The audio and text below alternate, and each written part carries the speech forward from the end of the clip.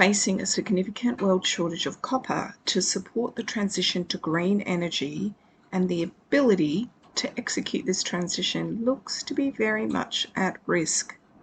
So how did we get here? The world is undergoing one of the most significant disruptions in the last decade. Global climate change is upon us, and each month we feel more and more of the consequences firsthand. We've been talking about climate change and what we need to do about it for a really long time, but taking action is a different story. You see, our energy production infrastructure is made for a world driven by oil, where electricity can be produced by simply turning on or off power stations fueled by oil. And when we want to drive our car, we simply put in petrol or diesel. To change to renewable energy production, we need a whole new energy grid arrangement.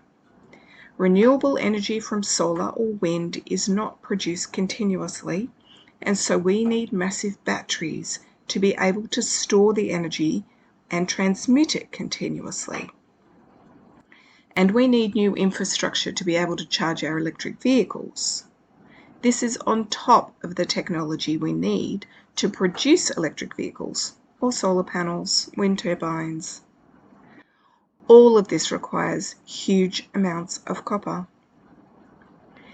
In fact, between 2018 and 2050, the world will need to mine 115% more copper than has been mined in all of human history up until 2018, just to meet current demand.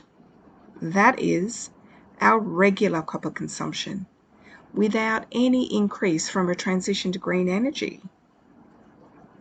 Just to be able to produce enough additional copper for electric vehicle production alone, 6 new mines need to be brought online each year. And therein lies the problem. You see, copper was not included in the critical minerals list in the US until 2023, last year.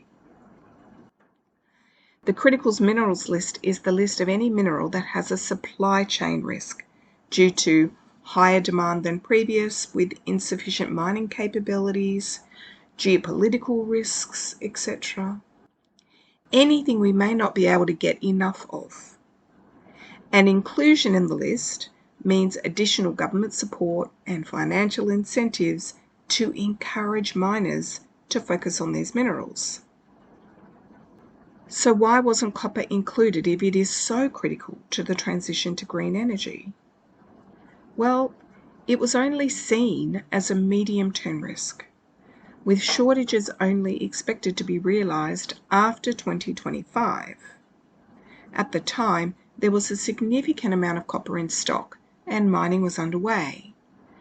In other words, there were higher risks that needed more immediate focus. Think nickel, rare earth elements, lithium, amongst others. Now we are approaching 2025, but remember the last episode. Further to approaching this deadline, worldwide copper production has recently had a shake-up with the unexpected closure of a critical copper mine in Panama and significant production deficits from other mines. All of this has combined to put copper square in the headlights. The copper price is hitting new heights based on these predicted supply shortages. So what are we going to do about it? This is a dilemma. We need new mines, lots of them, but we don't have enough in the pipeline. The time it takes to go from deposit to approvals to construction to production can be up to 10 years or even more, if we have the proven resources already identified. Adding exploration into the equation, and we can clearly see the crisis that is ahead of us. It is possible that copper has in fact become the limiting factor in the transition to green energy. It's short-term thinking that has led us to this long-term mess. and it will take some significant work on many fronts to overcome the challenges ahead. This is the topic we'll dive into for next week's podcast episode and speaking activities. I can't wait to chat with you then.